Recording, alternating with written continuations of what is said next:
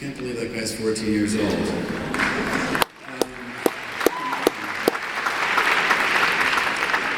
I was looking at picture books when I was 14. I don't know how he got there.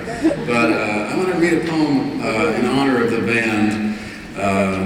Art Blakey, you might know as a jazz man, a drummer. And this poem has a big title. I like big titles. One of my favorite titles of any poem is the title of a poem by the English poet Thomas Gray. And his poem is titled Ode on the Death of a Favorite Cat Drowned in a Tub of Goldfishes. That gets me going right away.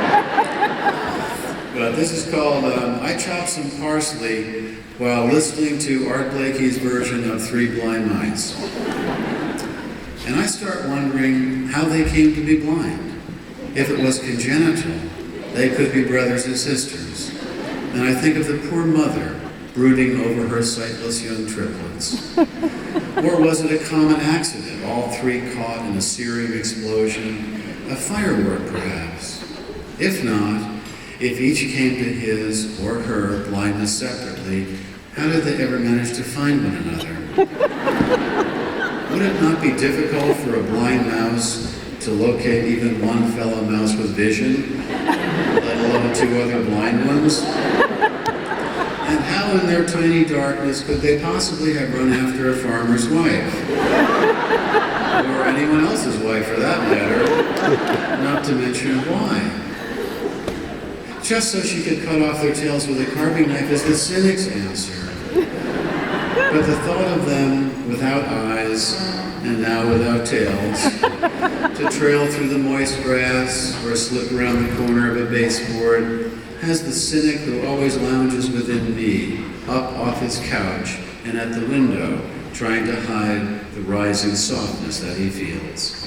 By now, I am on to dicing an onion, which might account for the wet stinging in my own eyes, though Freddie Hubbard's mournful trumpet on Blue Moon, which happens to be the next cut, cannot be said to be making matters any better.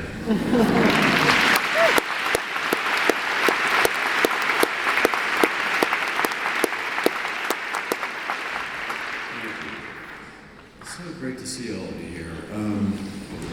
This is a poem that is, I wanted to make it clear that it is not written in my voice or spoken in my voice. It's spoken in the voice of a young American woman of probably high school age. And that's why it's called What She Said. What She Said. When he told me he expected me to pay for dinner, I was like, give me a break. I was not the exact equivalent of give me a break. I was just similar to give me a break. As I said, I was like give me a break. I would love to tell you how I was able to resemble give me a break without actually being identical to give me a break.